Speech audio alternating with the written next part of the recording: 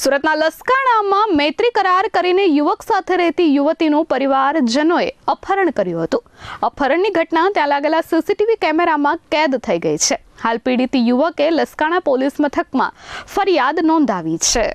સુરતમાં લસકાણાના સૌરાષ્ટ્ર સોસાયટીમાંથી યુવતીનું અપહરણ કરાતો CCTV footage viral થયા છે. મૈત્રી કરારમાં રહેતી યુવતીને પરિવારજનો જબરદસ્તી ઢસડીને કારમાં લઈ જતા હોવાની ઘટના ત્યાં લાગેલા સીસીટીવી કેમેરામાં કેદ થઈ ગઈ છે. પરિવારજનો યુવતીને વાળ પકડીને ઢસડતા અને કારમાં બેસાડતા હોવાના દ્રશ્યો સામે આવ્યા છે. કારમાં કેદ યુવતીને છોડાવવા વચ્ચે પડેલા યુવક અને તેની માતા પર પરિવારજનોએ હુમલો કર્યો હતો. ઘણા સમયથી પ્રેમમાં રહેલા યુવક યુવતીએ 23 જૂને મૈત્રી કરાર કર્યા હતા.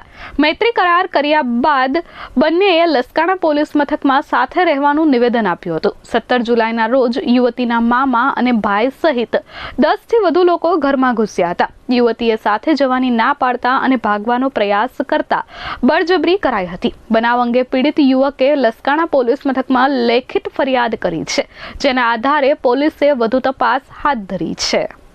Bureau report S24 news Surat.